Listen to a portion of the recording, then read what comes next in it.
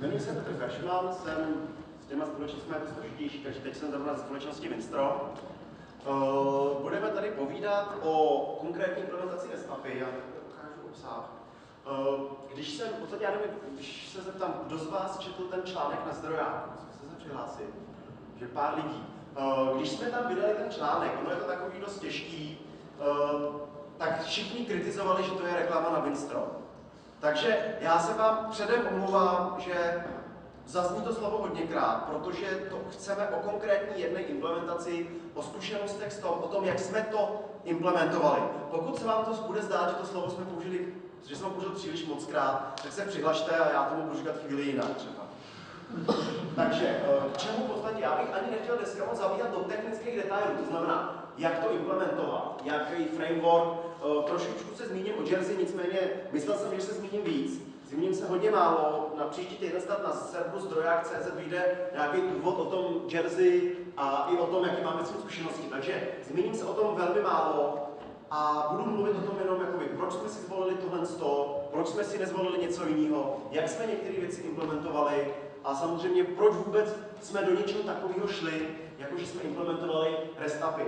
Já vím, že na zdrojáku ten článek byl dokonce nazván, samozřejmě schválně, abychom trošku provokovali, že jsme REST-API použili jako programátorské rozhraní u desktopové aplikace. To, co děláme, Winstrom, je ekonomický systém, nebo účetnictví, řekněme, který samozřejmě funguje na Linuxu, na Macu, na Windowsech, takže standard. Nicméně je to do určitý míry desktopová aplikace. To znamená, vy si to stáhnete, vlezete na naše stránky, stáhnete si to a dostanete prostě balíček, který se nainstaluje na jeden počítač, na něj to funguje. Takže proto ta desktopová aplikace samozřejmě, když to vezmeme z druhé strany, může fungovat i v režimu client-server, to znamená jakoby odděleně, ono samozřejmě technicky je pořád client-server a tam potom už to samozřejmě tak jakoby neobvyklý není. Takže jak už jsem říkal, omlouvám se za přílišné použití toho, jakým způsobem, nebo o tom Winstromu. Tak, ještě potom jedna poznámka, jako Winstrom, my se snažíme hodně komunikovat, takže možná jste od nás četli nějaké články o REST-API, o tom, proč jsme třeba zvolili PostgreSQL jako databázi, nebo naopak, jak jsou některé technické věci ve Winstromu dělané. Takže případně se i to najdete na internetu, těch věcí je tam hodně. Takže, kdybyste měli dotazy, ptejte se rovnou v půlce, přihlašte se. Takže vy jste... Ptejte se. Tak úplně nejlíp, když vlezete na stránky winstrom.eu.cz a tam je sekce firma, ohlasy médií a tam jsou všechny ty články vyjmenované. Případně je tam sekce pro vývojáře, kde jsou taky část těch vývojářských vyjmenovaných, takže tam by toho mělo být dost, proč jsme některé ty věci takhle zvolili. Snažíme se jakoby komunikovat, ono je to trošku neobvyklý, jakoby třeba v tom oboru těch účetních systémů, že říkáme, proč jsme zvolili některé věci takhle. To budeme dělat i dneska tady. Když si teda jsem odpověděl, když my jsme přišli k tomu, že potřebujeme nějaké programátorské rozhraní do toho ekonomického systému, tak já jsem jako programátor začínal samozřejmě informačníma systémy, než jsem se dostal k Winstromu, takže samozřejmě moje potřeba byla toho, nebo možná se tam ještě jinak, kdo z vás už jste někdy v životě dělal fakturační systém, to znamená generuje faktury a dělali třeba něco s platbama. Přihlašte se, kdo z vás už jste to dělali, že jo? A vsadím se, že jste toho stejně implementovali jenom půlku. Neřešili jste všechny takové ty kraviny, co si všichni ty lidi vymyslí. Jakože vám pošlou, máte 5 faktur a oni už zaplatí jednu na všechny a to ještě jim schází 200 korun doplatit. Jo? A teď, když tohle vezmete, nebo přeplatí, musíte něco vracet. A teď, když tohle vezmete a máte to implementovat do toho vašeho systému, tak toho se prostě musíte zbláznit. Ale děláte vlastně něco, co už bylo vytvořeno milionkrát. Kdo ví, jestli ne víckrát. A co jsme se my snažili udělat je, udělat systém, který by bylo možné napojit a tyhle ty věci přenechat na tom systému. To znamená, vy děláte třeba fakturační systém, nebo děláte nějaký plánování výroby, děláte nějaký plánování skladu. To znamená to, za co vám ten zákazník platí a to, co skutečně potřebuje. A my bychom rádi, a já doufám, že se nám to povedlo, zařídili, aby prostě v tu chvíli, kdy o tom uvažujete, tak jste si rovnou řekli, no tohle já programovat nebudu, to nechám na Winstromu. Takže, jak už jsem říkal, kdo z vás jste třeba implementovali internetový obchod, prostě, tak jako jestli jste použili nějaký open source, nebo jste ho psali sami, tak to třeba i napojit na ekonomický systém, to je boříšek, prostě, aby to tam všechno synchronizovalo, což je poměrně složitý. Když se na to koukneme trošičku z jiného pohledu, tak vlastně my máme dva druhy operací. Máme synchronní, to znamená vytvářím fakturu, nebo něco takového, to znamená očekávám odpověď, a asynchronní. To znamená, že se ty systémy mají vlastně nějakou jako něco provedou, nečekají na odpověď. Případně ještě se taky dá říct tak, že část těch dat si ty dva systémy řeší duplicitně. To znamená, já nevím, máte ten fakturační systém takový, máte všechny zboží na skladě. Duplicitně, a proto byste v podstatě vytvořili dvě rozhraní. Nejdřív jedno online, to je to REST-API, a pak nějaké synchronizační, které zatím používáme pouze pro internetové obchody. Když jsme samozřejmě se do tohle vrhali, tak jsme samozřejmě sbírali podklady, takže on to dneska není, ale chtěl bych poděkovat i Honzovi Novotnému, který poslal cenné připomínky o tom, jakým způsobem bychom tohleto měli dělat. Takže, co jsme potřebovali? Synchronní a asynchronní operace.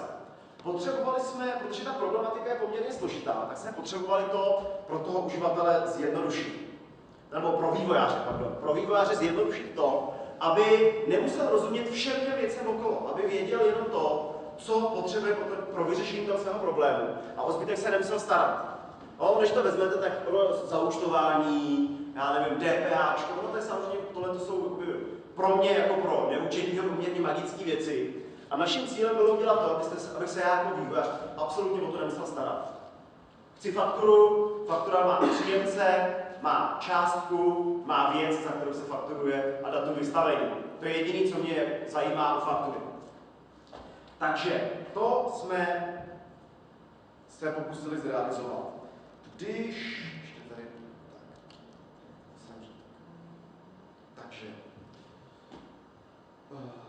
Takže snažili jsme se zařídit, aby to bylo snadné pro každého vývojáře. Takže ještě to přejdeme dál. Co jsme potřebovali, tohle byly jako morální požadavky, když se koukneme na ty technické. Takže potřebovali jsme možnost síťového přístupu, jak dneska asi samozřejmost. Potřebovali jsme více platform, to znamená, tím se odstraní všechny ty COM, DCOM, ActiveX a všechny tyhle ty věci z Windows. Potřebovali jsme různé programovací jazyky, mám tady explicitně vyjmenované dynamické jazyky, protože z těch se to dělá úplně krásně. Musím říct, že Java je v tom trošku hůř. A co ještě tam je další, všechno to jsou dokumenty. To znamená, faktura, teď třeba v nějaké Excelové formě, což je asi takový nejlepší na tohle, je dokument. A celý to rozhraní musí být dokumentově orientovaný. To znamená, mám platbu, mám fakturu, mám zboží na skladě, pořád dokument. Takže tohle jsou požadavky. Další věc, co jsme potřebovali, samozřejmě bylo umožnit dávkový přenos. Souvisí to s těmi XML dokumenty. Máme XML dokument, ale ten XML dokument se dá používat ke mnoho věcem. Může se používat k nějakým dávkovým přenosům, to znamená 100 faktur, vezmu, nahraju, založím. Můžu je použít k tomu, že mám jednu tu fakturu, vezmu, pošlu, založím, čekám na odpověď, jak se to podařilo, nějaký identifikátor. Můžu říct, že chci jenom změnit data, to znamená, byla tam blbě nějaká položka. Případně potřebuji zařídit to, že si ty data potřebuji přečíst. Takže ono na první pohled se to nezdá, když si to taky jakoby neuvědomil. Ono tam těch případů použít, těch scénářů jsou takový kvanta a se vším samozřejmě se museli vypořádat. Třeba ještě s tím, že máte takhle ten nějaký dokument a ten můžete používat různýma způsoby. Třeba, že ho vezmete, pošlete ho jako cení, pošlete ho svým partnerům, oni se ho naimportují a tím se jim zaktualizují ceny. Nebo naopak, máte máte účetní a vygenerujete faktury, ty pošlete a vlastně naimportuje jako faktury. To má jako vaše.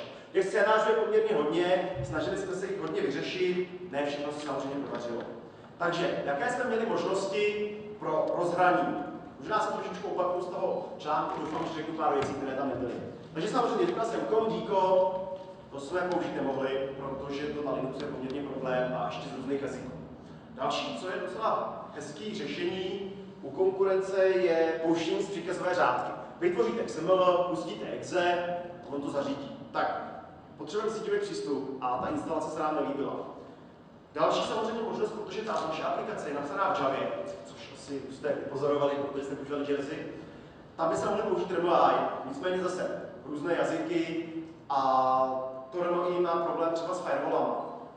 Jde o to, že vy samozřejmě máte server, účetnictví, na nic to nainstalujete a máte ho za ADSL linko, kde máte nějaký firewall. A teď samozřejmě přes remoji prostě to neprotáhnete. Musíte dělat nějaké úpravy a to není úplně snadný. Pokoušel jsem se o ně, ale nakonec jsme skončili to, že máme tam vlastní jako pro vnitřní komunikaci vlastní remoji. Je to docela jako pak hezký se na to kouknout, jak se to implementuje. Další možnost samozřejmě je SOAP, webové služby. Nicméně, jak je dneska se říká, tak SOAP is dead, ať je REST, že jo. No a pak samozřejmě REST, jako rozhraní. Ono, já bych řekl, jako, když jsme se rozhodovali, tak ani takováhle jakoby, výběr jsme neprováděli, protože dneska bych spíš řekl jako, otázku, jako, jaký jiný. Co byste jinýho chtěli použít dneska na to, abyste prostě mohli s tím systémem komunikovat. Protože já nevím, jestli jste používáte Maven, používáte Hudson, koukali jste na to, jaký on má programátorský rozhraní? Tam prostě připíšete lomeno API, lomeno XML a najednou ten dokument, který jste měli v té HTML formě, tak ho máte v XML a ty samé data tam jsou strojově čitelný. My, když jsme tohle vycházeli, tak prostě jsme si řekli přesně, tohle je ono, tohle musíme mít. Máme prostě uživatel, půjde, já vám to tady zkusím ukázat, takhle webová služba. Uživatel jde. Tady má takhle účetnictví, tady má faktury, tady máme seznam faktur. Ale co můžeme udělat je, že, nevím, jestli to podle je dostatečně vidět, tam přidáme .xml, ty samé data máme najednou v XML formě. To znamená strojově čitelný. A to samozřejmě není všechno. Máme nějaké třeba filtry, a zase mám filtr, přidám XML a mám to v XML formě. Jo? A tohle to jsou věci, které, když si to jednou vyzkoušíte, tak v tomhle tom je jakoby ta obrovská síla toho RESTu. Že vy máte různý výstupní formáty, které vám umožní to uživateli různým způsobem prezentovat. Já se k tomu ještě potom vrátím, kde bych chtěl ukázat všechny ty výhody. A tím pádem všechno, v podstatě tím pádem prohlížeč je váš ladící nástroj. Nepotřebujete žádný speciální monitor, nepotřebujete žádný nástroj, protože máte prohlížeč.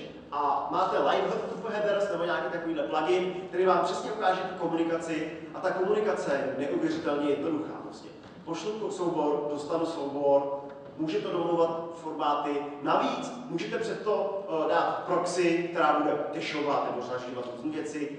Můžete, protože to REST je založený na HTTP, tak můžete použít cacheování nastavení, to znamená, že tato stránka se mění jednou za měsíc, stačí měníte jednou za měsíc. Naopak můžete říct, tuto stránku mi pošli, jenom když se od minule změnila, což třeba taky používáme. A zase, tím pádem vy nemusíte sestavovat složitě ten dokument, ale můžete se snadno zeptat. To je něco, co prostě umožňuje obrovskou flexibilitu toho, co na to máte postavený. Tej se. No, mě by třeba zajímalo, jakým způsobem popisujete to rozhraní jednak toho workspaceu, kde vlastně používáš to urvačko, protože si pracoval s tím dokumentem. A potom jak popisujete vlastní strukturu těch dokumentů, protože třeba výhoda proti souku AWS je v tom, že to je vlastně jako self-descriptive, že když to tady si musíš vytvořit nějaký... Takhle, není na to bylo takhle. Standardy se snaží vzniknout, nicméně, co jsme zatím, tak já zatím jsem jako úplně nepochopil, nebo nepochopil, ale samozřejmě to nepoužíváme žádný jako strojový standard na ten popis té struktury. Máme vlastní, já se k tomu pak dostanu, ale jakoby pro nás spíš byla motivace uživatelský přístup. To znamená udělat to, aby to pro ty uživatele bylo jednoduché. To znamená, že třeba ani nemáme XML schémata těm XML. Protože jako lidi to v podstatě skoro nepotřebují, protože jako, já to ještě potom zmíním, přestože položka je povinná, nemusíte ji vyplnit, takhle bych to řekl prostě. No a jak zaručíte, že tam nedojde k žádné změně? Jak poznáte, že někdo zkazil tu, když prostě já jsem, kdybych byl ve vašem týmu programátor, teďka udělám tam nějaký refactoring, změní se tam do toho položka, jak to poznáte, když nemáte schémata? Tak, za první blbě. No právě. Za druhý, v podstatě základem ekonomických systémů jsou metadata. To znamená, my sice používáme Hibernate, ale musím upřímně říct, že pro tohleto způsob použití peklo. Protože Java objekty nebo Pojo, jako já Hibernate mám rád, propaguju ho na všech projektech, ostatních ho používáme, nicméně tady zrovna to není vhodný použití. Protože Pojo, my potřebujeme ty metadata měnit pro každou instalaci. Potřebujeme přidávat v podstatě nový atributy do tabulky. Potřebujeme všechny ty data s nimi pracovat a potřebujeme uživateli třeba umožnit dodefinovat nějaké další validační věci. A když to takhle vezmeme, tak ten Hibernate nám toho jako moc nepřines. Ano, zřejmě se ukáže, že neexistence XML schématu bude problém.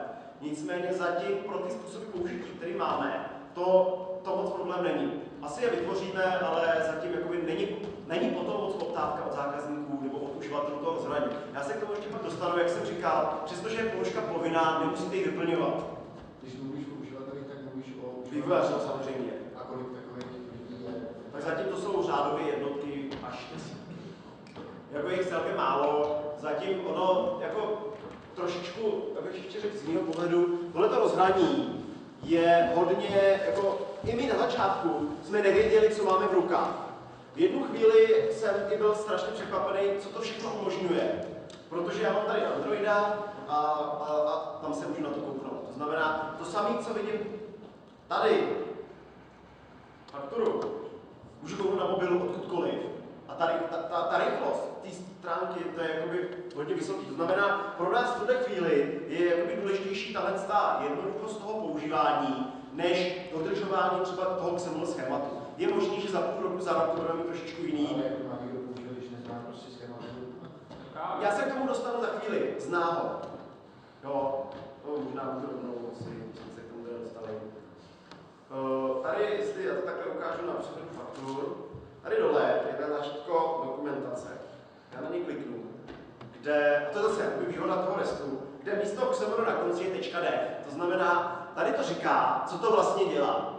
Takže já tady mám řečeno, že máme stránkování, kdybych měl zapnout filtraci, tak mi to řekne, jakou mám filtraci a je tady odkaz do dokumentace. To znamená, jakým tady odkliknu a vidím, jakým způsobem se pracuje se stránkováním. A samozřejmě tady je přehled jednotlivých položek. A tady je strojově vypsaný nějaký uživatelsky vypsaný popis toho, co ten atribut obsahuje. A samozřejmě reflektuje to metadata toho daného zákazníka. To znamená, když ten zákazník bude, přidá atribut, tak se to tady objeví. Nebo naopak, ten konkrétní uživatel nemá právo na to, aby viděl nákupní cenu. Tak se tady neukáže. A protože to je REST API, tak já za URL přidám XML. A mám to ve strojově čitelné formě. To samé. Takže vlastně dneska, jestli chcete udělat, a my to třeba i v některých systémech používáme, jestli chcete udělat výpis položek, tak se zeptejte toho, co té evidence, co má za atributy, jak se jmenují a co umí. No, že tady je prostě, jak se jmenuje tak, jaký má properties, jestli jsou povinný, jestli jsou nepovinný a další informace, jakého jsou typu. Takže nějakým takovým způsobem se na to snažíme, protože když budeme mít XML schéma, tak se vlastně s těma položkama, které se můžou rozšiřovat, by tam musel být nějaký minimum namespace nebo něco takového. Takže nebylo by to úplně, ale jako samozřejmě řešitelný to je. Co je samozřejmě ještě další věc, je, že máme třeba různé licence a nějaký uživatel nějakou položku vůbec nemá, protože to je prostě v té nižší verzi, jeho to nezajímá. Nebo má daňovou evidenci a někdo jiný podvodný účetnictví. Takže to jsou věci k tomuhle. Já se k tomu ještě dostanu a uvidíme. Takže, jak už jsem říkal, ta jednoduchost je pro nás to prostě bylo klíčový. V jednu chvíli, kdy jsme prostě naprogramovali ten export do toho HTML, je tam několik formátů výstupu, jeden z nich je HTML, tak a zkusili jsme to na mobilu, tak prostě jakoby u nás ve firmě, hlavně z mé strany, zaválo nadšení, protože v tu chvíli jsem si uvědomil, jakoby, jaký možnosti to přináší. No a já nevím, jestli jako se to úplně zdá na první pohled, ale prostě mám data, koukám se na ně, jak chci je zpracovávat strojově, no tak je prostě začnu zpracovávat strojově a furt pracuji s tím samým. Není to uživatel, programátor, jakoby oddělení, je to hrozně blízko sebe a cokoliv já tady vidím, tak si můžu přepnout. Naší snahou je, aby pomocí těch metadat, kterými exportujeme, bylo možné napsat kompletní uživatelské rozhraní. Já se k tomu snad ještě dostanu, nebo možná bych mohl rovnou. Třeba, víte, co to je v JavaScriptový framework XTS? To je vlastně JavaScriptový framework, který vám umožňuje snadno vytvářet uživatelské rozhraní. To znamená, vytvoříte, já nevím, jak se tomu říká, tak, no. Takový ty tabulky, kde je prostě milion záznamů a vy tam takhle jezdíte. Jo? A tam jsou ty sloupečky, ty to můžete podle toho řadit. A my máme vlastně přímo podporu pro XPSR, to znamená, já když tady vezmu, doufám, že se to podaří, tady faktura vydaná, a dám tady XPSR, snad to bude fungovat, ne, properties ne, XPSR, tak je tady vygenerovaný JavaScript, který reprezentuje všechny ty data, které vlastně v těch metadatech máme. A jenom pomocí toho, že vezmu prázdnou HTML, skoro prázdnou HTML stránku a tam řeknu inkludu JavaScript XPSR, inkludu teď tohleto URL a sem to hoď, tak mám najednou Bčko, který umí editaci, umí řazení, umí stránkování a myslím, že i filtraci.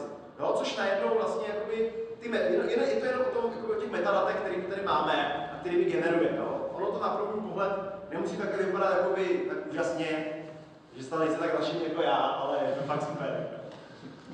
Tak, takže ta jednoduchost je prostě ten primární klíč toho RESTu.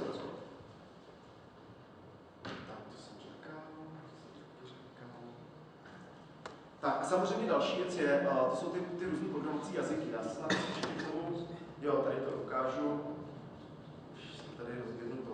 Takhle je třeba ukázka exportu neuhrazených faktur do PDF. Tak je tady jméno, heslo, no to není úplně na první pohled poznat. URL, demo.eu, tohle to samozřejmě bude fungovat.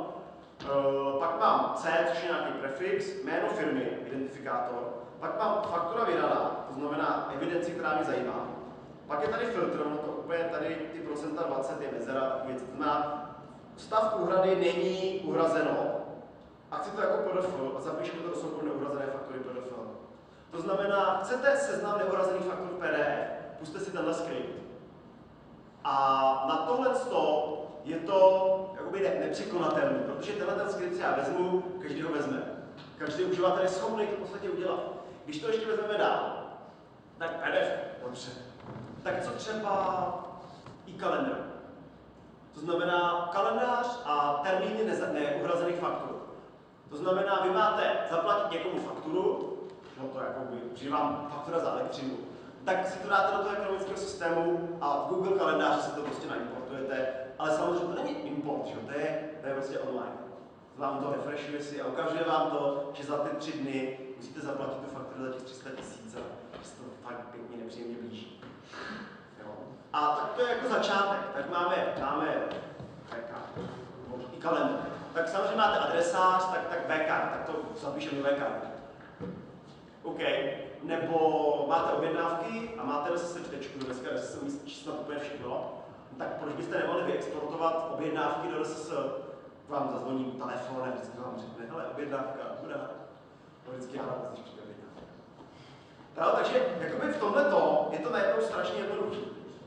A ty možnosti toho, co nabízí to REST, protože to je REST, jsou hrozně široký. Takže Google kalendář jsem říkal, tam dát URL, to je snadný, to zvládne úplně každý. To znamená, a když si koukneme sem, tak my jsme se to snažili samozřejmě zjednodušit. Takže mám fakturu vydanou, ještě se vrátím do toho začátku. Tady mám fakturu vydanou, tady jsou formáty, do kterých to umíme. Takže tady máme XML, iCalendar, JSON, to je skoro to samý. Tak třeba můžeme kouknout i na detailu faktury, to je to samý. Tak já chci PDF, že jo. Mám PDF faktury. Jo, to znamená, ty samé data do různých formátů, můžu s tím různě pracovat. A velmi jednoduše. Jo? Pak, jak jsem říkal o těch metadatech, tak další metadata jsou samozřejmě třeba seznam těch reportů. Takže můžu tady prostě vzít příklad reportů, tady vidím, jaký tiskový reporty tam jsou s nějakým popisem. Zase, chci to v XML. Jo, tohle je jakoby něco, že ve chvíli, kdy začnete s tím víc pracovat a tyhle ty jakoby niance, ty možnosti se jako když to vyzkoušíte, tak to je jako když vylezete na kopec a máme ten krásný svět prostě před vámi. Tak, samozřejmě půjdeme dál. A teď chceme fakturu importovat. Tak jsme si vytvořili fakturu. tak jako Winstrom verze 1, je faktura vydaná, že jo, typ dokladu, to je, jak jsem říkal, abyste nemuseli vyplňovat ty povinné položky, tak je tam něco jako šablona, nebo to je šablona nie, ale pro dnešek to stačí. Pro vysvětlení řeknu, to je prostě faktura a všechno ostatní se doplní. Řeknu, jaká firma, to firma Winstrom, tak teď budu fakturovat. Řeknu, jaký má popis. Řeknu, že to je to znamená základní sazba, základ té sazby, to znamená 1000, bude to 1190 korun jako ta částka. A řeknu, že tahle faktura je bez položek, to znamená, může být položkový, bez položkový. Tohle umí vytvořit fakturu na 1000 korun. A zase, tady řeknu, že chci, že to je faktura vydaná, že komunikuju v XML, teďka XML tam mám. A toto a lo, tak to je jako upload, nebo put, toto je put. To znamená, vezmu ten soubor a hned hodím. A výsledkem bude, OK, uspělo. Nebo samozřejmě může být výsledkem jako chyba, něco se stalo, nemáte práva repet. Jo? Takže poměrně jednoduše můžu dělat hodně věcí. A primárně to může REST, protože všechno ostatní se dělalo hůř. Takže, co samozřejmě začnete řešit, když začnete přemýšlet nad RESTem, a to je struktura URL, to znamená, to je ten základ. Má to tu výhodu, že když máte zákazníka, tak ho můžete ze svého systému prostě odkázat. Děláte URL, ten ho odkážete. Takže se vlastně dostanete do půlky toho ekonomického systému a tam vidíte ty data, co potřebujete. Není to tak, že by se musel jako uživatel přihlásit, tam někde něco kliknout, ale rovnou jakoby k tomu cíli. Ale o tom je celý HTTP, že jo, nebo web. To je, v není to nic nového. Jako, když se kouknete na REST, že začnete nad tím přemýšlet, tak si řeknete, tak tady používáme 15 let, jako to není žádná novina. Můžu se ptát, jakým způsobem teda toho uživatele identifikujete? Normálně jménem heslem. Takže v každém XML musím posílat... Ne, tady, když to ukážu, v každém požadavku je jméno heslo.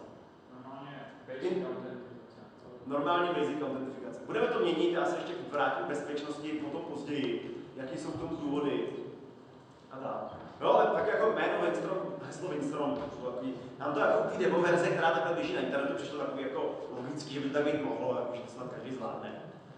No, takže takhle. Takže k URL, když začnete řešit REST, začnete řešit URL, nebo když jdete dneska SEO, tak to je vlastně podobný. Takže my máme několik věcí. Máme výpis faktur, třeba výpis prvků, třeba fakturu, detail jedné faktury, máme založení faktury, máme smazání faktury, máme změnu té faktury. Takže máme, výpis je normálně get, faktura vydaná. Kdybyste používali Ruby on Rails, tak to bude faktura vydaná. Faktury vydané, jsem to mohli být taky, jo. Implicitně to taky nedělá. Když chcete konkrétní fakturu, tak dáte _1, na čistý faktury. Když ji chcete založit, tak dáte put na to URL, když chcete změnit, tak dáte put to konkrétní číslo. Takže další otázka by mohla být znít, proč nepoužíváme post. Což se říká, že post je, a někdo říká, že to je na založení, někdo na změnu, já v tom furt mám gula. Základní rozdíl, proč nepoužíváme post, je, že ten máme rezervovaný na trošku jiné věci, jako je změna služebatelského rozhraní. A kvůli bezpečnosti, protože cross-site request forgery, a si víte, možná to být i pěkný téma.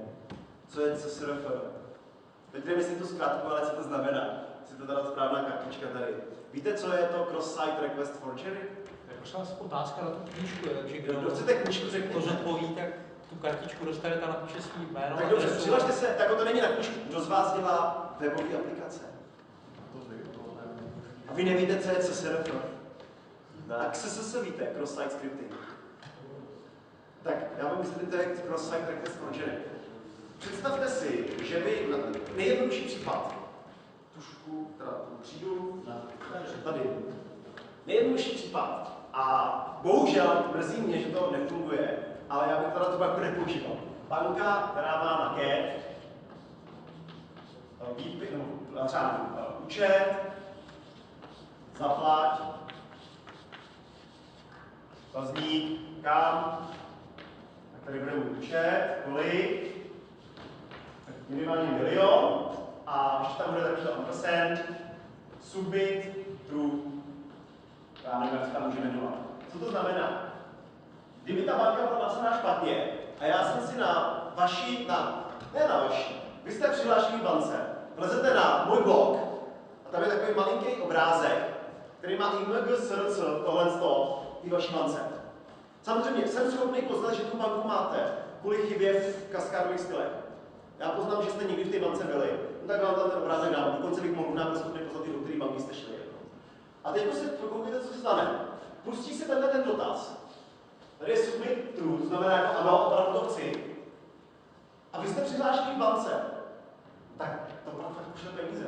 Naštěstí banky jsou proti tomu chráněny, když to je blbý příklad. Jo? Ale tohle to. A teď, když to vezmeme jako z druhé strany, vlezete na tu stránku, tak si řeknete, nebudeme používat go, get, budeme používat post. To je první ochrana docela dobrá. Do té doby, než se pokusíte na mém blogu odeslat komentář. Tak toho, že tam jsou spoustu těch položek skrytých a ty, co jste tam vypsali, ty se zahodí. A vy to postnete, hodí se to do té banky a tam se jako vyloženě to potvrdí. Tak jste zase mě poslali peníze. Tak samozřejmě banky jsou proti tomu chráněny. Takže to je důvod, proč my nepoužíváme pro tyhle účely post. Protože post prostě z toho povětšině nenas bude. Šel by mít možná z JavaScriptu, nicméně teď ten JavaScript má omezené možnosti mezi doménama. Takže to je CSRF. Zase, na starojákovi o tom vyšel článek. Vede se to bezpečnost webových aplikací. Tak si to přečtěte. Třeba se tam něco dozvíte. Takže, jak už jsem říkal, změna, ten post na tohle nepoužíváme, plus ten post my používáme na to, že, jak už jsem ukázal to XML, tak tam bylo jméno zákazníka, já nevím, částka. A my máme vlastně uživatelské rozhraní taky přes web. To znamená, my můžeme udělat to, a takhle to i my děláme, že když nám přijde post, tak my se koukneme, jde na fakturu vydanou, tak Winstrom je to vždycky, že? Takže toho XML dopíšu Winstrom, řeknu faktura vydaná, a teď ty položky, které mi přijdou tím postem, tak zkontroluji, jestli existují v tom atributu, jakoby v tom ty faktuře, provedu jejich konverzi z nebo uživatelsky specifického hlednutí. Prostě v koronách tam jsou mezery a takové věci, že ve slovenštině a v angličtině to tam není, tak to překonvertuju do strojového formátu a udělám z tohoto XML a to pak udělám jako import. To znamená, snadno jsme byli schopní stejným způsobem jenom jakoby mezi vrstvou udělat modifikaci uživatelského rozhraní. Zase se dostanu k tomu dál snad, nebo možná bych mohl rovnou, trošku skáčku, přeskáčku. A to je validace. Ta položka jste zadali špatně. Takže my jsme nadefinovali, jak vizualizujeme ty chyby validace. No prostě to vytvoříme objekt, řekneme, tady jsou validační chyby a podle toho, co si ten uživatel zvolil, tak mu to vrátíme v jeho formátu. Takže když uděláte post a máte HTML, tak vám to vrátíme pěkně v HTML vykreslení. Když používáte XML, tak vám to vrátíme v XML. A tam je napsáno, co je špatně, kde, proč a jak to udělat správně. To znamená, tím, že tam máme jakoby tyhle ty mezivrstvy a tyhle ty mezivrstvy nám umožní vlastně ten jersey, můžeme dělat to, že to prostě se rozhodneme, kam to hodit. Problém je, když ten uživatel samozřejmě to pak míchá, že chce jakoby odeslávat to v XML, odpověď chce KISS, že jako v JSON a tak, to je jakoby pak samozřejmě složitější. Takže tímhle způsobem se toho dá dělat poměrně hodně, jakoby přes to rozhraní webový. Takže samozřejmě stránkování tam umíme, protože je blbý nestránkovát, když zobrazíte milion záznamů. Potřebujete samozřejmě vědět, když už teda zobrazíte pouze 100 záznamů, kolik tam je celkem. Tak se to tam takhle přidá, pak je to v tom XML napsaný. Potřebujete řazení, takže jsme udělali takhle, order a ten atribut podle toho chcete řadit, nebo to chcete sestupně nebo zestupně. No a pak potřebujete filtrace, no, tak jsme jako máme nějaký jako filtrační systém, tak jsme prostě udělali jako jazyk a ten má endy a závorky a všechno to vyhodnotí a umí jako mě, aktuálně přihlášený uživatele a umí, já nevím, nále jako třeba. Tímhle způsobem třeba můžete mít prostě, co to jakoby ještě umožňuje dál, vlezete na CRM systém, který jakoby není ve Winstromu a teď chcete zjistit, jestli ten uživatel, který se vám aktuálně připojil, nemá nějaký úkoly. Tak tam máte natvrdo dotaz JavaScriptu, kdy se zeptáte na nějaký URL a řeknete, a jsou to moje úkoly. Teď dostanete JSON, ten tom JavaScriptu vykreslíte. To znamená, vlezu na nějakou stránku, ta udělá požadavek na ten Winstrom a uživatel to zobrazí. Nicméně ten kód bude mít 15 řádků. A to, aby to ukázal, protože dneska já nevím, z jQuery, s tím XTSL, to je fakt hodně triviální, že to můžu ukázat. Nebo naopak, chcete člověku poslat fakturu, tak změníte kód toho CRM nebo pardon, chcete mu něco prodat, změníte kód toho CRM a zkontrolujete, jestli vám něco netuší. To nebude cross-site scripting, když to nějaký doméně pustíš. Tak, za první se to dá konfigurovat někdy, za druhý musí se zařídit, aby to bylo ze stejné domény a za třetí budu mluvit o bezpečnosti. Já jsem zapomněl, jste udělal poznámku a to je mashup. Tak mi to bude připomínat, až budu mluvit o tom mashup, abych mluvil o tom, proč takhle a že to ještě trochu není tak jednoduché, jak se nám bylo. Takže takhle je ta filtrace. Tak, už jsem o tom mluvil, o výstupních formátech. No tohle to se mi moc líbí, ten obrázek, to je iPhone. A faktura PDF, jako fakt, prostě jsem si kliknul, tohle to dostanu. Android to takhle hezky ukázat nemůže, jako to neumí teda zatím, což mě mrzí, ale na to vypadá fakt pěkně. Ten podpis, to je samozřejmě naskenovaný, ale to vypadá tak hodně, že to lidi si netne. Takže co umíme jakoby formáty? Když vstoupíte na tu stránku, tak se dojde k detekci formátu. Ten detekce toho formátu buď probíhá podle toho URL, to znamená .xml, nebo podle toto hlavičky except. To znamená, tam se pošle hlavička a říká, já chci tento formát. Když to uvedete, tak my odpovíme v tom správném formátu. To samozřejmě na první pohled vypadá skvěle, má to určité mouchy. To jsou ty. Takže takhle používáme URL nebo ta hlavička. Když my posíláme HTML, tak vlastně ve většině případech chceme HTML, dokud člověk neřekne explicitně, chce XML. Nicméně nám ty prohlížeče posílají except, takhle ta hlavička, jo, a tam řeknou jako hvězdička, lomeno hvězdička, tak jako s tím se ještě vyrovnám, tak prostě implicitně pošlem HTML. Problém je, takže to třeba dělá Android, myslím takhle. Takže tam prostě, když přijde hvězdička, lomeno hvězdička, tak nechce všechno, chce HTML. Problém je, když z některých prohlížečích on řekne, že chce application XML. Nicméně on vlastně nemyslí application XML jako XML, on myslí XHTML, takže chce stejně jako tu HTML verzi. Takže to děláme tak, že máme frontend, který jakmile někde objeví problém jako XHTML, že chce čárka text lomeno HTML, jakmile tam objevíme text HTML, nebo dáme na začátek, protože chce text HTML. A nebo teda ten výstupní formát je jenom v PDF a tam pak jako třeba není v obrázek a není to, co řeší. Jak jsem říkal, to budeme VCard, iCalendar, ISDOC jako formát elektronické faktury, to asi není úplně důležité. Tak, co, kalendář jsem říkal, to jsem taky říkal, takže co jsme samozřejmě narazili na problém je, jak konvertovat ty data do XML a do JSON. Bohužel, protože máme ty metadata, tak nemůžeme použít jednu skvělou vlastnost Jersey, a to je využití, myslím, Yaxdot knihovna, kde v podstatě tam dáte sadu objektů, JavaScript, on je jako se koukne na nějakého soutypu a vygeneruje vám krásný XML, anebo vám vygeneruje do JavaScript, do JSON, do toho formátu. To je pěkný, že máme metadata, tak jsme to nemohli použít. Takže první naše, nebo moje naivní představa byla, že já neznáte rozhraní XML Streamwriter. Tak ona existuje implementace, která to píše do XML a implementace, která to píše do JSONu. Tak jsem říkal, super, všechno fungovalo skvěle do té doby, než v tom výpisu byla jenom jedna faktura. Protože XML, vlastně jako to jsou prostě struktura dat, ale JSON rozlišuje mezi jako objektem nebo haší a polem. A ono to řeší tak, že jakmile prostě tam bylo, já třeba, když to napíšu, items, jako takhle, a v tom je item, v tom je něco, konec item, a zase item, tak můžu říct, aha, to je stejný, tak to bude pole. Nicméně to, když tam je jeden, tak to nepozná a udělá to dvě haše. Takže to jsme si řekli, tady to nejde. Takže jsem si samozřejmě první, co mě napadlo, bylo se kouknout, jak to dělá ten Hudson. A ten Hudson je postavený na nějaký framework, myslím, že se jmenuje Stapler. Nevím, jestli se to čte správně. Tak teď bych mohl další teda udat, kdo používáte Hudson.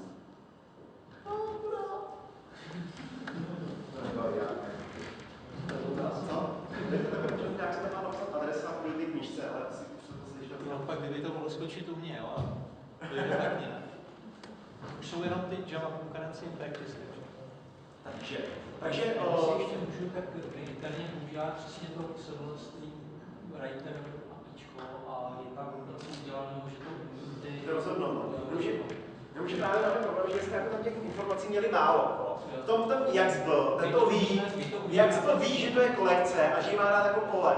Jo, jenže my jsme generovali XML přímo, tam se řekne, přidej nový start, new element, nebo jak se jmenuje, a jmenuje se items, a on neví, že to je pole a že jich tam může být víc, protože to je generovaný a není tam jakoby ty metadata. Takže jsme samozřejmě museli dělat jakoby mezivrstvu, kterou jsme teda obšli ze stapleru, pak jsme ji jako kompletně předělali, protože nám stejně nevyhovovala. Takže už tam vlastně nezůstal ani kousek kódu z toho stapleru, jakoby na tohle stolo. A je to udělané tak, že prostě máme něco jako je XML Stream Writer, ale máme tam jakoby novou položku Start Array. A tím jako řekneme, a tady začíná pole, a tím řekneme jakoby ty metadata a jsme schopni to potom jakoby správně exportovat do toho formátu. Máme právě tady tu implementaci tohohle rozhraní, když se to dá říct jakoby jinak. Jo. A taky dokážeme takový pole opravdu skoro jako pole založit. Tak dobrý vědět, ale právě jako pozdě. No. Tak, takže jakoby v tomhletom je to potom jakoby hodně zajímavé. Takže jo. Takže to byly ty výstupní formáty, Můžu se zeptat, Jasně. jako XML hezký, ale jak se třeba jako udělá to PDF, aby to vypadalo, nebo to bylo zase vlastně nějak prošvihnut? Tak, jak to funguje, teda, to jsem ještě řeknu to, my používáme jako jeden z výstupních formátů, je to XML, JSON, tak Jersey umožňuje, ale to jmenuje view, tak? A tam mi řekne, tato konkrétní stránka se renderuje, a jako tam jsou parametry, šablona, a samozřejmě ten objekt, který jakoby tam dáváme, ten objekt. Pak je tam nějaký template handler, nebo já nevím, jak to přesně nevím. Něco, co jako řekne, já umím šablony. A tam máme free marker. Takže máme free markerovou šablonu, objekt, nebo třídu, která dostane jako jméno ty šablony, dostane ten objekt, doplní tam jakoby ty další informace, co potřebuje jako aktuálně přihlášený uživatel, pustíme tím free marker, který vygeneruje HTML stránku. Takže díky tomu vlastně může jakoby každá ta stránka, když se tady kouknu, vypadat jinak. To znamená, faktury vypadají jinak než něco jiného. Proto tam je takhle hezky naformátovaný. U toho PDFka, tak tam normálně zavoláme Jasper Reports, který to normálně vygenerují tu PDF konkrétně. A zase tam jsou ty vstupy toho objektu. Ono ještě trošičku k té architektuře. Takže je to něco jako třeba si znáš Spring MVC, prostě ty view typy, jo? Takhle, umí to jenom generovat, má nemůže obsluhovat jako ty requesty jako víc, to znamená, když přijde post a takové věci, to se řeší vedle. Ten free marker pro nás byl dobrý, protože to je jakoby, když chcete jakoby jednoduchý šablonovací systém, který jakoby nemá mít nějaké složitý návaznosti, tak je to dneska prostě skoro jakoby ta nejlepší věc, co umíte v Javě použít free marker. Pomocníci šablonuje docela hodně dobře, ale jako generuje to nějaký texty a má to dobrou podporu pro HTML, jakože to umí převádět ty, aby to nebylo cross-site scripting. Tak, ještě k té architektuře toho systému. Ono to je docela zajímavé, ale nevím, jestli už moc nepřetáhnu. Asi přetáhnu, ale jak to funguje? Já už jsem to taky nějakým článku psal, ale teda taky vám to řeknu, ať máte taky nějakou zajímavou informaci. Celý je to postavený na jety, takže máme jety. Jenomže samozřejmě nic není tak jednoduché, jak bych chtěl. A my máme jenom jeden port. No, port. Ale na něj máme hodně služeb. Tak já začnu to. HTTP, tak to jsme už mluvili. HTTPS. Pak tam máme nějakou vlastní implementaci toho RMI. Říkáme minimální. Podle implementace jednoho Plzeňáka, který to obšleli. Inspirovali se. A co ještě to umí dalšího? Jo, plánem LDAP. Proč LDAP? Protože já mám v účetnictví mám spoustu dat, co že jo? Tak tam mám všechny zákazníky. A teď někomu píšu, a chci, aby to doplnilo. Nebo naopak, mám asterisk v telefonním středu, někdo mi volá, a já chci vidět, jak se jmenuje. Tak proč by se to nemohlo dotázat, že? A teďko LDAP je pro standardní protokol, ne, že by byl zrovna jako jednoduchý, nicméně máme Apache DSL, že to je nějaký Apache projekt, Apache Directory Services, který umí se krásně integrovat, takže máme jakoby vyřešit ten LDAP a řekne vám jenom hledat uživatele se jménem Jarda. A to je takhle správně. Takže máme jety. A teď nám přijde nějaký požadavek, tak my jakoby necháme to jako jety, aby to nám psalo ten požadavek a tak nám to předá. Tady je TCP IP, dělí si s tím, co chceš. No tak my se koukneme, rozumíme tomu, na případě HTTP, tak to bude šifrovaný. Tak pustíme SSL. Ale když tomu rozumíme, No, takhle se to funguje. Takže já když jako tady vezmu jako to URL, změním to, co to bude na to, to funguje. Říkáme tomu protokolový multiplex. A všechno si vědomí jméno, aby to dobře znělo. Takže... Můžu mít dotaz? Jo. K tomu jednomu portu. Stejně je to pořád jeden port, jak zařídit a uživatel nekliknul takovýto firewall blokovat. Teď jsem se ztratil. No, vy určitě máte toho klienta a server, běží to na jednom počítači, když je to pro jakoby jednoduchého uživatele. A první, co uživatel udělá, když něho vyskočí takový ten Windows firewall, tak dá blokovat. A Jo, jste v háji. A jste mi připomněl to, proč jsem vlastně o tom začal mluvit. No, já Takže máme jety, který nabíjeme s nějakýma těma věcma. Od jety startuje 200-300 milisekund, prostě rychle. Windstrom startuje, teď jsme to dvakrát zrychlili, nicméně 20 vteřin. To znamená, máte server, pořád je to server, a ten, když se pustí, tak by to bylo 300 milisekund a plus ten Windstrom 20 sekund, plus sebraných 50 mega. To není nikdo nadšený, když nepoužívá Windstrom. Takže jak to funguje? Máme SQL server, k tomu máme Windstrom server. Jo, a to samozřejmě ten Windstrom potřebujeme nabootovat, když řeknete, jak chci PDF. A tady je, a teď se potřebujeme jako oddělení. Potřebujeme tohle, a teď potřebujeme jako z ničeho nic načít ten zbytek. Tak jako jsme přemýšleli jako to, a první, co nás napadlo, bylo, jak to dělá ten Maven. Takže jsme si koukli, používáme knihovnu Glasswords. To znamená, ten Windstrom nějak nabootuje, nastartuje, jako ten Windstrom server. A teď řekneme, OK, my potřebujeme učení jádro. Tak ho prostě nabootujeme. A teď 20 vteřin to startuje. Jo, a teď vlastně v tomto případě toho klienta servera, ten uživatel jako přistupuje takhle. A takhle, takhle a takhle. A teď jak to bude v tom případě toho lokálního uživatele? Máme problém, že my teď jako máme 2,5 vrstvovou architekturu. To znamená někdy 2 a někdy 3. To znamená, že ten Windstrom server dělá firewall, ale není to nic jiného než JDBC. Jo, my prostě proxy nám, to ne, než, jo, to jsem zapomněl, ono to ještě není JDBC pro Postgres. Ne JDBC, protokol Postgresu. Jde o to, že my jsme dvouvrstvá aplikace, to znamená tlustý klient a SQL server. Teď jsme do toho nadali Windstrom server, protože potřebujeme kompresi, potřebujeme zabezpečení, šifrování a něco. Takže máme Postgres, který se tam jako připojí, ale samozřejmě nemůžeme nabídnout Postgres komukoliv na internetu. Takže my jsme udělali to, že jsme vzali PostgreSQL JDBC driver a on umí SSL Factory. A tam jsme si udělali vlastní hlavičku, která zajišťuje autorizaci pro nás. Jo, máte SSL Factory vlastní a tam si můžeme posílat, co chceme, předtím, než ten Postgres se dostane k řeči. Takže my ho autorizujeme, protože on samozřejmě potřebujeme sledovat to, jakoby, my jsme komerční aplikace, potřebujeme sledovat, kolik máme uživatelů připojeno online. A tam je problém, že ta aplikace si udělá 5 SQL spojení.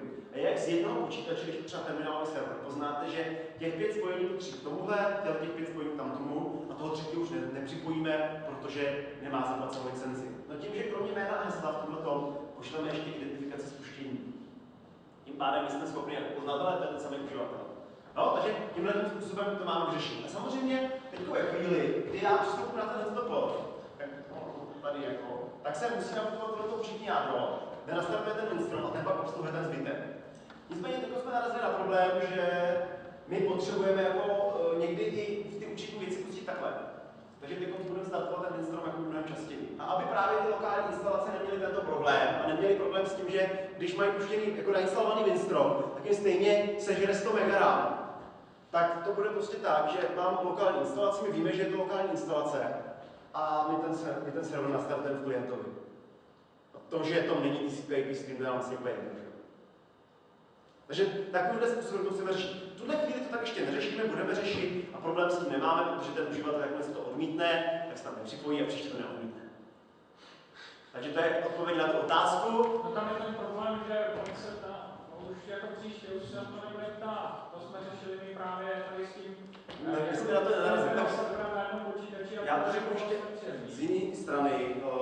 My máme problémy úplně někde jinde. My máme problémy Postgres a Node 32 jako antivir. Prostě to se nesnáší a nestačí ten Node vypnout, si to odinstalovat, jinak to nefunguje.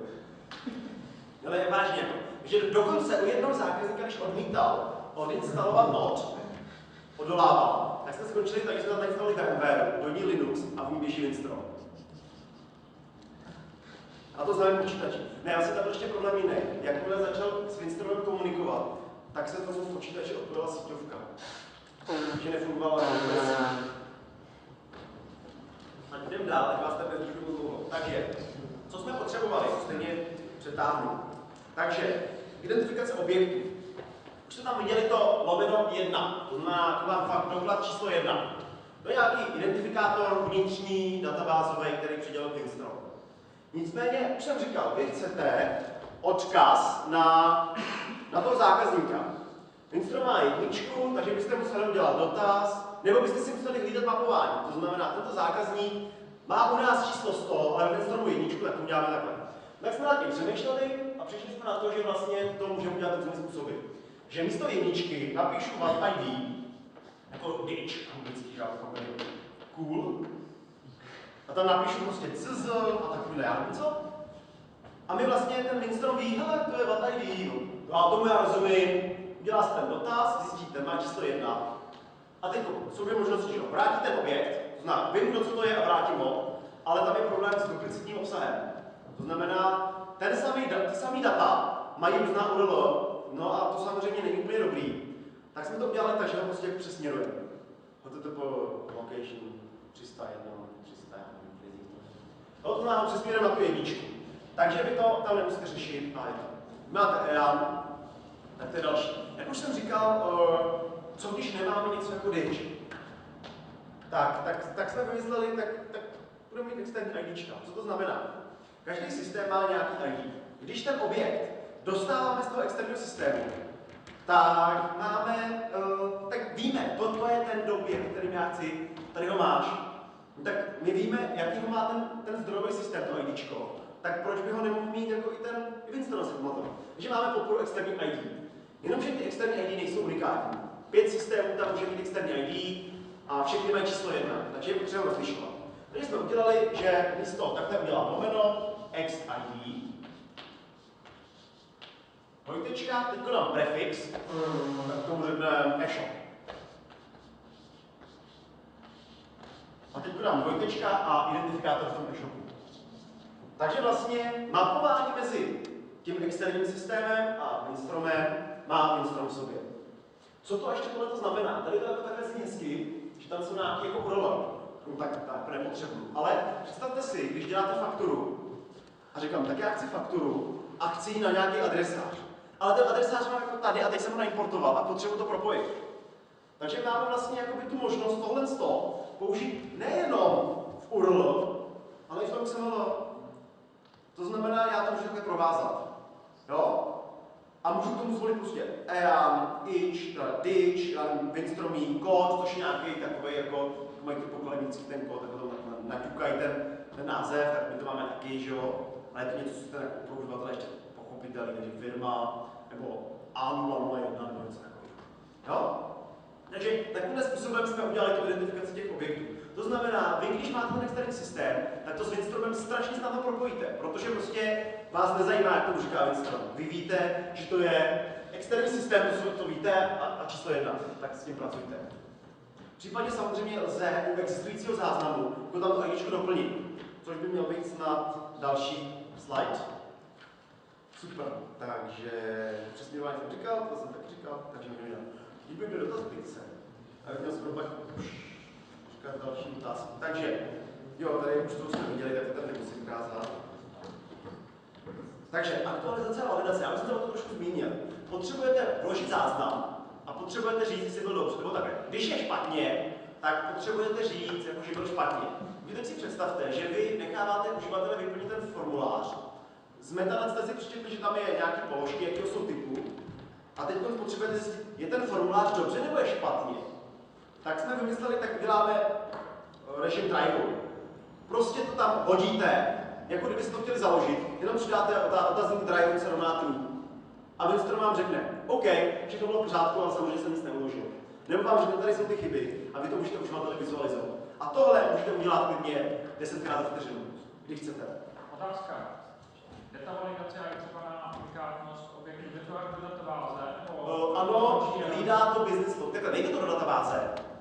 Nicméně my unikátnost objektu nehlídáme jen na úrovni databáze. Samozřejmě i na úrovni databáze kvůli tomu, aby chybu programátora. Nicméně nemůžete, jakoby, jestli jste někdy zkoušeli parsovat chyby, které vyhazuje jako JDBC driver, tak to je prostě, to skoro nedá. Že? Takže my prostě provedeme extra dotaz a koukneme se, je tento záznam unikátní? A buď ano, nebo ne. I někdy parsujeme ty JDBC odkazy, ale to je prostě, změníte si verzi JDBC driver, nebo jiný, dáte jim podporují databáze a můžete to prostě ladit celý znova. Takže to je režim driverů. Aktualizace. My samozřejmě potřebujeme umožnit, jako když jsme tam ty data jako narvali, tak potřebujeme zajistit, jako abyste je mohli změnit. A teď máme nějaký XML dokument. Ten XML dokument má standardně 5 položek, co jste viděli. Jenomže v tom Winstromu jich má ve skutečnosti 200, protože tam má zaúčtování a já nevím, kdo ví co ještě. Tak se mě rozesmále, to počák. Tak, protože dělal kritiku. Já jsem se jak se usmíju a teďko ty kritika. Takže potřebujeme umožnit ty data jako změnit jenom něco. To znamená, abych jako když tam to aktualizuju znovu, nepřepsal všechno. Tak jsme vymysleli, že ten XML soubor bude obsahovat jenom to, co se změnilo. Nic jiného nebude obsahovat, protože je to zbytečný. Takže to tam prostě uvedete. A teď jsme řešili, jak rozlišit stav, když to chci vynulovat, když to tam nechci uvést. No tak prostě to tam uvedu jako prázdný. To znamená, máme speciální význam, když dám název nebo něco takhle, no, tak buď takhle nebo ty dva tagy, tak se to prostě vynuluje. Můžu samozřejmě použít i relace. Samozřejmě, když mám fakturu, a ta faktura má položky, má jich 10, tak musíme rozlišit, kdy je chci jakoby přepsat všechny, přidat a nějaký odstranit. No? Tak to řešíme tak, že vždycky řekneme, jako, to jsou všechny položky, a když nějaká položka tam nebyla ubraná, smažen.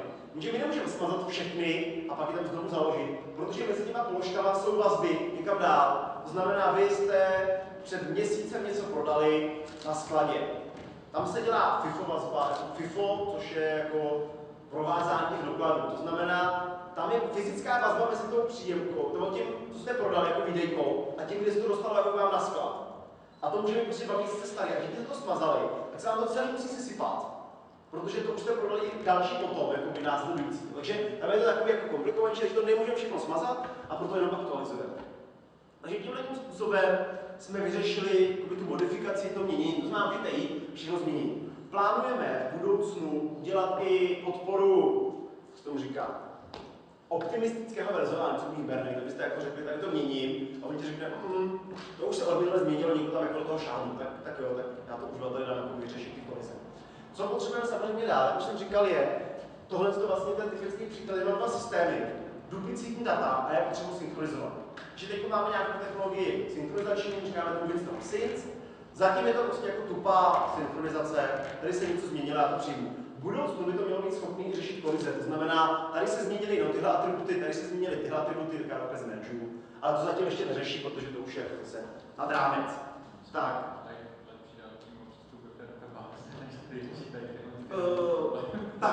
Není. Proč? Protože, jak už jsem říkal, já jsem tady řekl, že mám fakturu. A teď představte si, že přijde platba na tu fakturu. Teďko ta platba nebyla jediná, ale na přes 3 faktury. Teďko ta platba, to samozřejmě jako bylo takhle dobrý, ale teďko já mám samozřejmě položky faktury. A ty mají vazbu na ten, jak se mu říká. Mají vazbu na ten sklad. To ještě ale není všechno, že? Protože samozřejmě jsou tam položky, které nejsou takhle jako jednoduché, že byste mohli říct, tam si založit.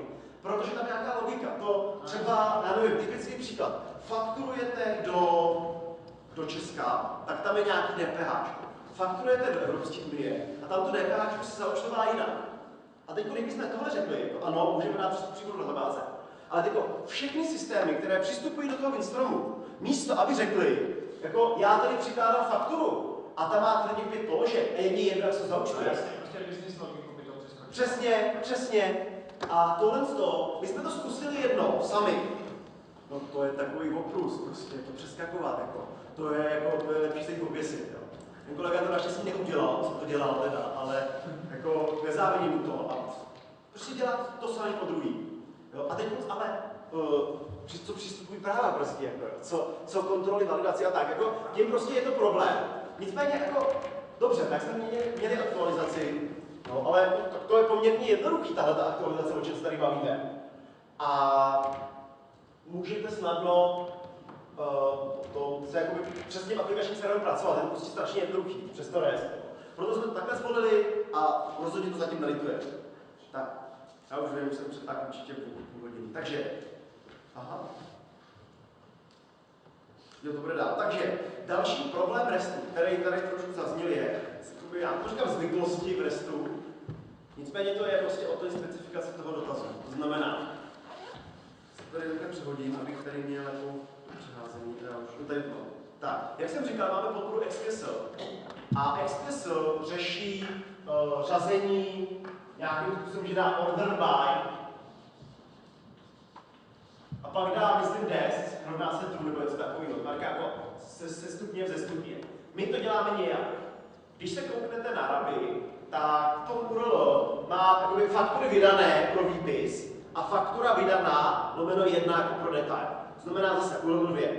Řešíme to tím způsobem, že tam máme přesměrování uvnitř. Má obě URL fungují. Takže funguje jak faktury vydané, tak i faktura vydaná.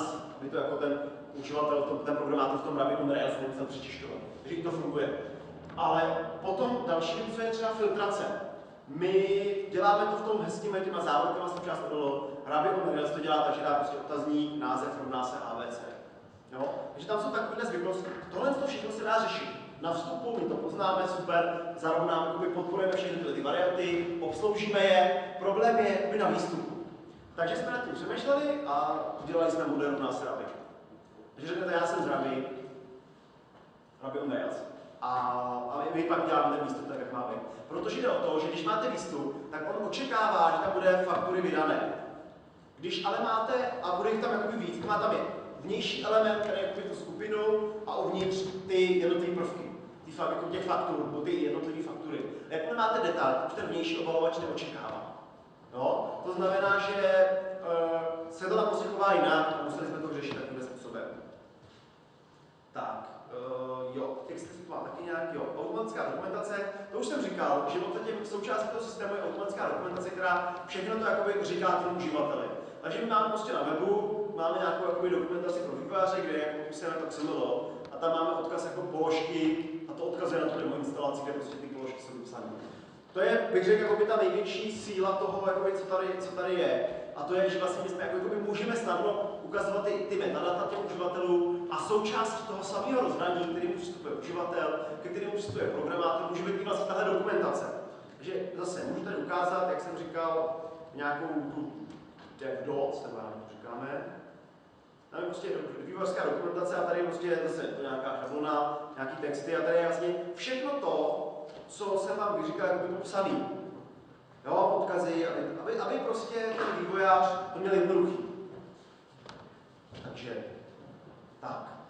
Co je hodně, takže dokumentace je součástí produktu. Stabilní rozhraní, to teda určitě zrychlím a pak už poslední slide, pak si přeskočíme. Takže důležitý, co je já napíšu článek, ve středu snad vyjde možná. Takže stabilní rozhraní. Vlastně základem toho webu, a co je kritický, a to je právě problém, proč už vůbec nemůžeme umožnit přístup do databáze je, že my prostě tu databázi potřebujeme tak, aby byla pro nás efektivní, aby byla pro nás použitelná. Když přijde se prostě jakoby problém, tak mi půjde a prostě tu tabulku rozsekáme na 3. Ale ve chvíli, kdy by tam byly externí systémy, tak my to nemůžeme udělat. Musíme hlídat, co tam je. Jenomže zase, jak se tam přistupuje, jak to je. Ve chvíli, kdy to umožníme, tak my vlastně nevíme, co všechno kam lidi šáhnou. Proto máme REST API, kde máme dokumentaci, kde máme řečení, jak to je. To REST API prostě by mělo být dlouhodobě stabilní, je to naše snaha. Abychom to ještě zlepšili, tak teď máme nějaký nativní XML, to znamená pro nás jako Winstroomově specifické XML.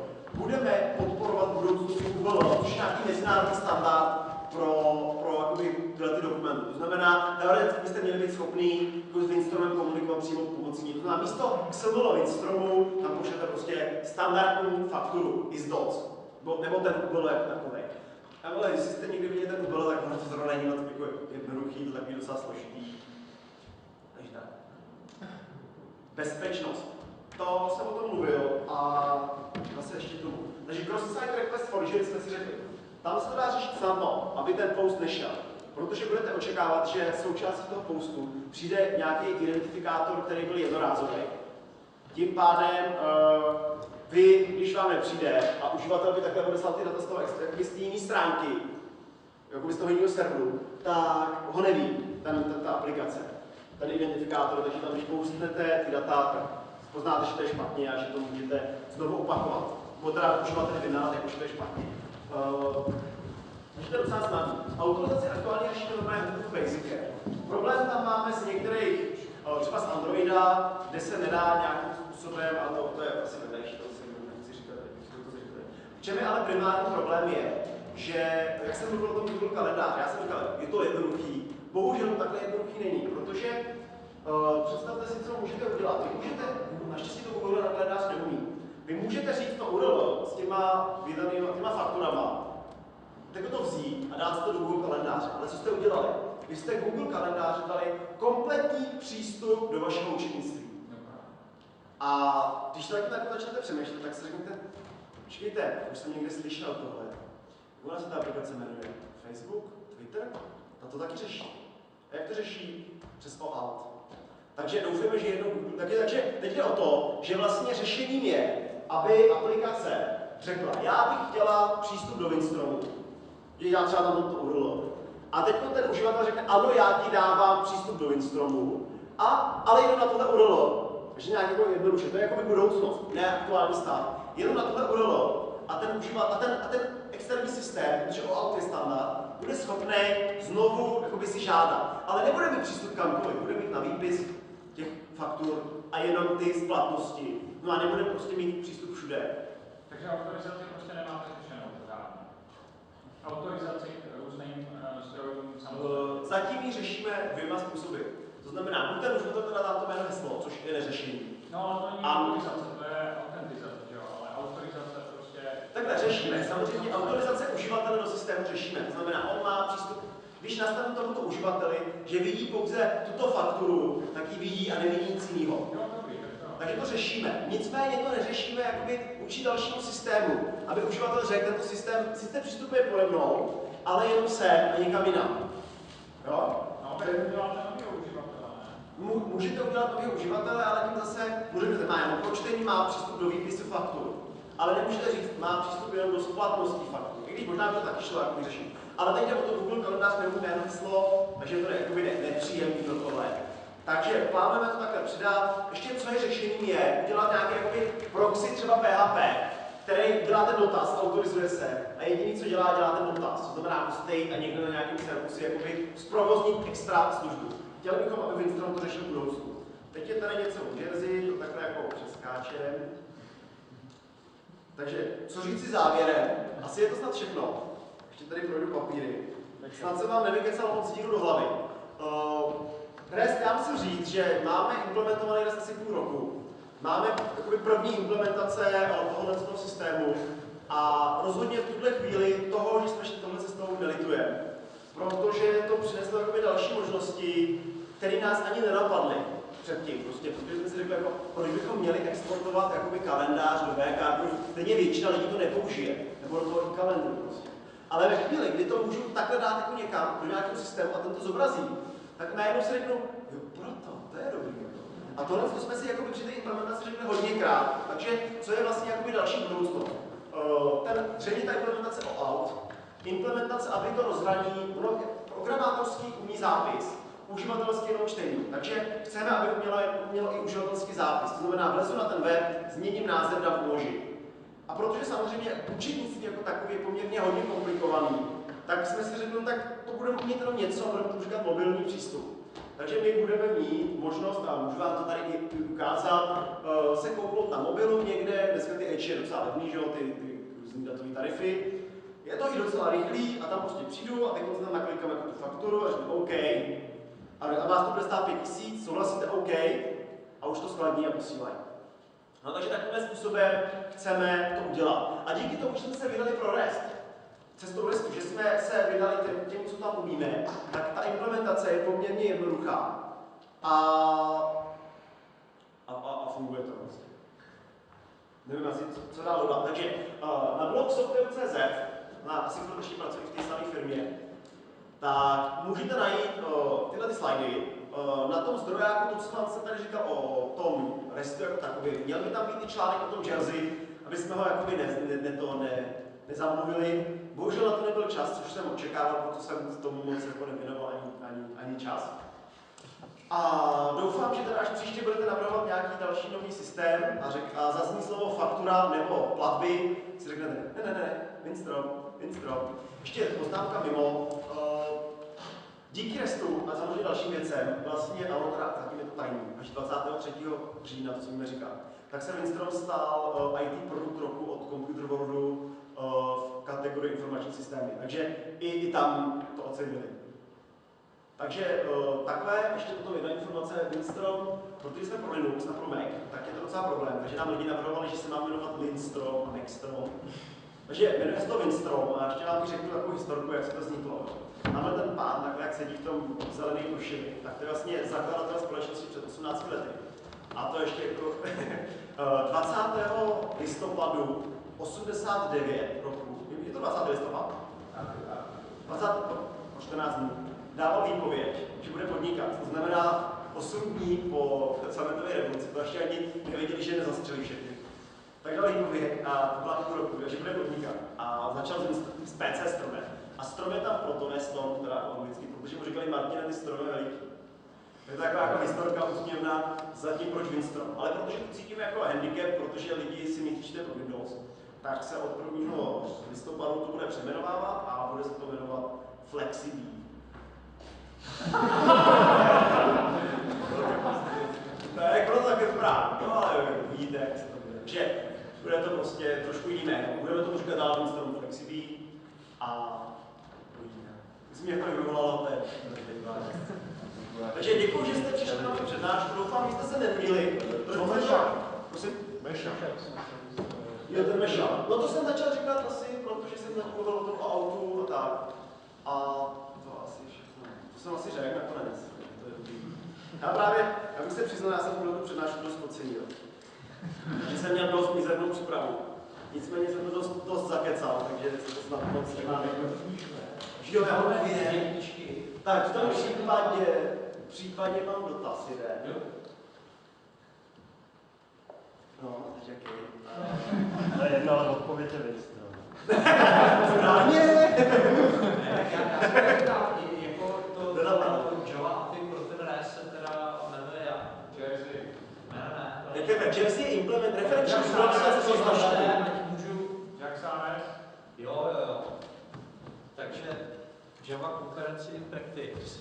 Poprosím napsat jméno, adresu. Tak ještě otázku další by to chtělo. Já mám další dotaz, klidně. Tak jo, tak si to. Ne, tak já nemám žádný, mě nic nenapadlo. Já vždycky, když takhle na konci mám říct nějaký dotaz, tak mě absolutně žádný nenapadne. Jasně, je to spojený s tím restem a je to teda, bylo to v té první přednášce.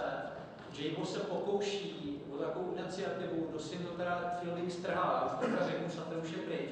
Nicméně myslím, že to je docela pozoruhodný, co dělají.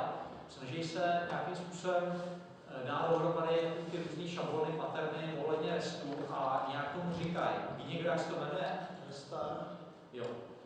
Takže to je ta REST pomlčka star, jako je WS star, tak oni mají REST pomlčka star, byla o tom velká diskuze na internetu a jsou v podstatě jako sávoják v poli, který říkají, jo, tohle cestou